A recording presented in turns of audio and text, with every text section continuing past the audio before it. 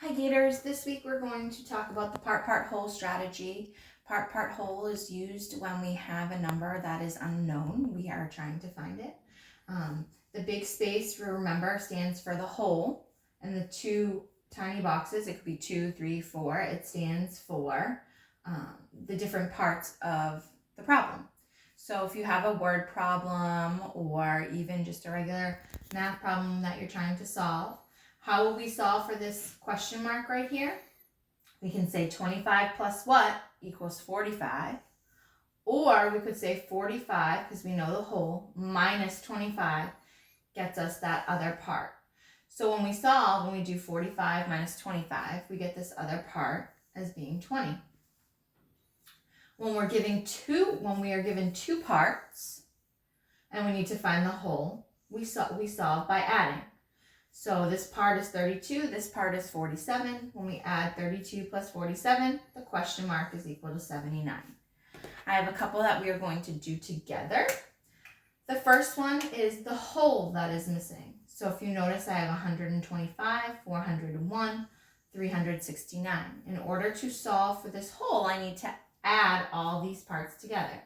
So to start, I'm going to add 125 plus 401. I could add all three at once, but I want to make sure my adding is correct, so I'm going to add two numbers at a time. 5 plus 1 is 6, 2 and 0 is 2, 4 and 1 is 5. I now take this number, 526, I take my sum and I add it to 369 to get my total. 6 plus 9 is 15. I regroup the 10. 10 and 2 tens and 6 tens is 9 tens. 500s and 300s is 800. So this question mark right here is 895.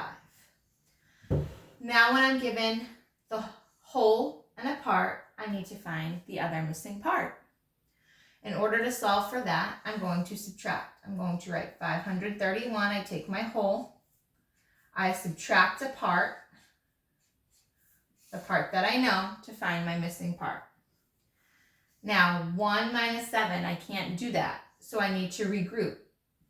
I take one of the tens and make it into two tens, and then I make this into 11 because that 10 regrouped comes 10 plus 1 is 11. 11 minus, 11 minus 7 is 4. And 2 tens minus 9 tens, we can't do that. So I have to regroup again. This 500 becomes a 400, and then it bounces over here, and that becomes 12, because it takes the 100. So 12 tens minus 9 tens is 3 tens.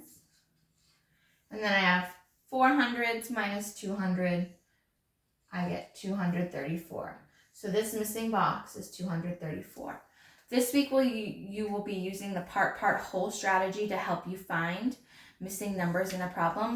And remember, it can be for more than 2 numbers for your parts. It could have 3, 4, 5, however many parts. Just remember the big section stands for the whole, the smaller sections stand for the part.